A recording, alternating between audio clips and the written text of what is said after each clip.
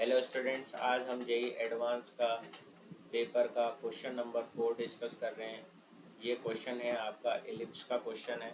तो सबसे पहले हम यहाँ पर डायग्राम बनाएंगे। कंसीडर द एलिप्स आपको दे रखा है यहाँ पर x² / 9 प्लस y² / 4 = 1।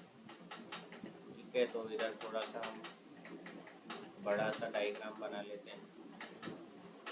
ठीक है, इस तरीके का एलिप्स बनेगा। ठीक है, उसके बाद यहाँ पर आपको बोल रहा है, क्योंकि यहाँ पर a की वैल्यू है 3 और b की वैल्यू है 2, यहाँ से कंपेयर करके हम निकाल लेंगे।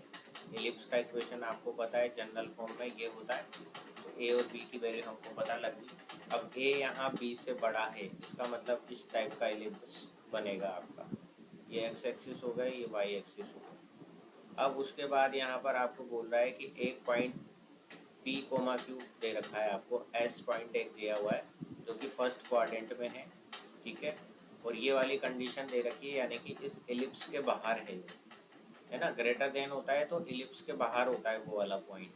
ठीक है, और अगर लेस देन होता तो एलिप्स के अंदर होता वो पॉइंट, और अगर इक्वल टू 1 होता है यहाँ पर। ठीक है, तो वो उस एलिप्स के ऊपर ही होता वो पॉइंट। अब क्योंकि ये फर्स्ट क्वाड्रेंट में है और ये इलिप्स के बाहर है। अब आगे क्या कह रहे हैं, 2 tangent are drawn from edge. 2 tangent हम इलिप्स के ऊपर बना रहे हैं। One meet at ellipse at one end of the minor axis and the other meet ellipse at the point T in fourth quadrant. तो यहाँ पर ये देखो क्या लिखा, one end point of the minor axis. End point आपका ये minor axis का ये है, क्योंकि ये आपकी माइनर एक्सिस है और ये वाली आपकी मेजर एक्सिस है। ठीक है, तो इसका एंड पॉइंट ये हो गया। अब ये थोड़ा सा एलिप्स जो हमने बनाया है, थोड़ा सा इसको आप ऐसा बनाओ। ठीक है, ठीक है। अब इसका एंड पॉइंट ये वाला हो गया, यहाँ पर माइनर एक्सिस का एंड पॉइंट ये हो गया। ये पॉइंट आप एस यहाँ मान लो, P, और यहाँ से इस पे फोर्थ क्वाड्रेंट में ये जो है T पर ये यहाँ पे कट करता हुआ निकल रहा है इसको। ठीक है,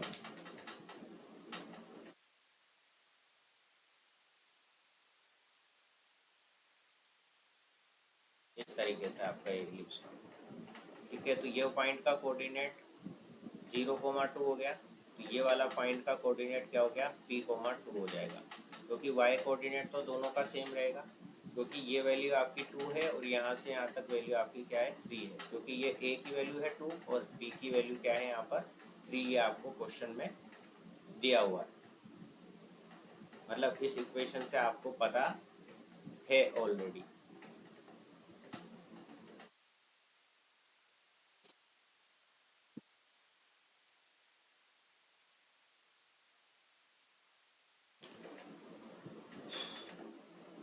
ठीक है ना, यहाँ से 2 और 3 आपको वैल्यू पता है, तो वो हमने यहाँ पर लिख दिया।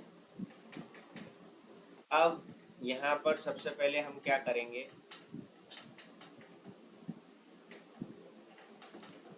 आगे इसमें क्वेश्चन पढ़ते हैं कि क्या कह रहा है। आगे आपको दे रखा है कि ये टी पॉइंट पर let R be the vertex of the ellipse with the positive X coordinate and आपका ओरिजिन जो है, मतलब ये सेंटर है ओ। सेंटर तो ये ओ हमने बना दिया ऑलरेडी, और ये वाला पॉइंट जो है आपका आर दिया हुआ है। तो फिर यहाँ से आपको ये ट्राइंगल की बात कर रहा है कि यहाँ से ये एक ट्राइंगल बन रहा है, ओ आर और टी, ये वाला ट्राइंगल बन रहा है यहाँ पर, राइट। यहाँ पे यही बोला है कि let R be the vertex of the ellipse with positive X axis, X coordinate, and O with the centre of ellipse. ठीक है, तो ये वाला पॉइंट आपको आर दिया हुआ है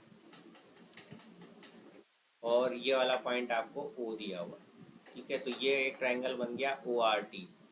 तो ट्राइंगल ओ आर टी का एरिया आपको दे रखा है, वो आपको दे रखा है यहाँ पर 3/2 क्वेश्चन में। ठीक है, अब यहाँ से यहाँ तक आपकी क्या होगी, इसको आप y मान लो, मॉडुलस ऑफ y मान लो, ठीक है। और यहाँ से यहाँ तक आपको ये 3 दिया हुआ ही है, तो फॉर्मूला क्या होता है, half into base into height, ठीक है। तो यहाँ से ये कैंसिल होकर के मॉडुलस ऑफ y की वैल्यू निकल गई +-1, यानी कि मतलब मॉडुलस ऑफ y 1 हो गया तो y की वैल्यू आपकी हो गई +-1। अब ऑब्वियस सी बात है, ये नीचे है तो y की वैल्यू यहाँ पर ये क्या आएगी, -1 आएगी, ठीक है ना। तो यहाँ पर हम y की वैल्यू क्या ले लेंगे, -1 ले लेंगे,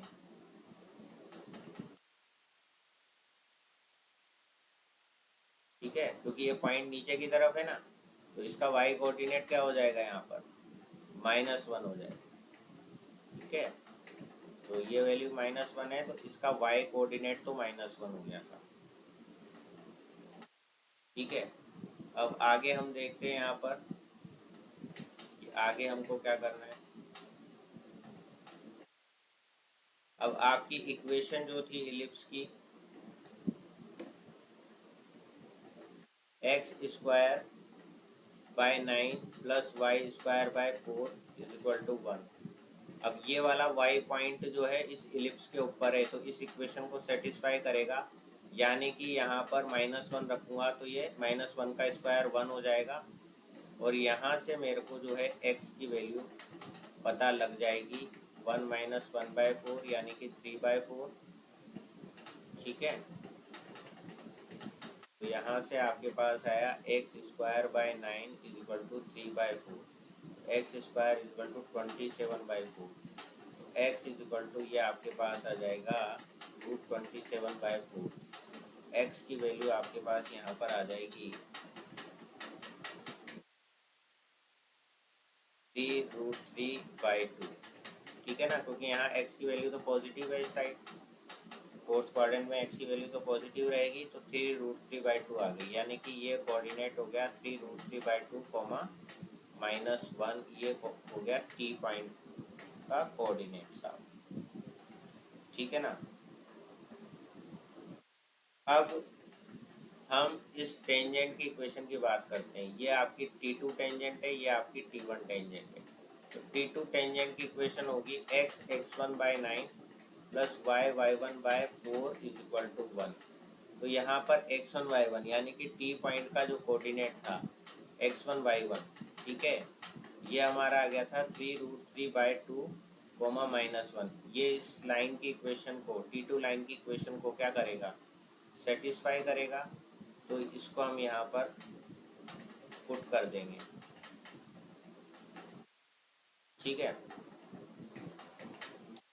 और हम ये जानते हैं कि इस T2 लाइन पर एक पॉइंट और ये वाला है S वाला, ठीक है ना, तो ये पॉइंट भी इस लाइन की इक्वेशन को सेटिस्फाई कर रहा है, राइट।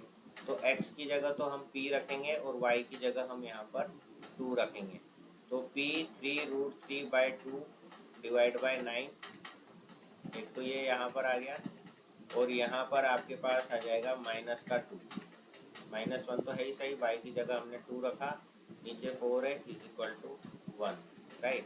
इसको हम सॉल्व कर लेंगे, इससे हमारे पास p की वैल्यू आ जाएगी, q की वैल्यू तो ऑलरेडी 2 हमारे पास आ चुकी है, इससे ये 3 टाइम्स कट जाएगा, तो ये हो गया p √3/6 = ये हो गया आपका 1/2, तो 1 + 1/2, यानी कि p √3/6 = 3/2, इससे ये 3 टाइम्स कट हो जाएगा, ठीक है। तो p = आ गया, ये इससे √3 टाइम्स कट हो जाएगा, तो ये 3√3 आ गया, तो यहाँ पर आ जाएगा 3√3 p की वैल्यू, और q की वैल्यू आ जाएगी 2,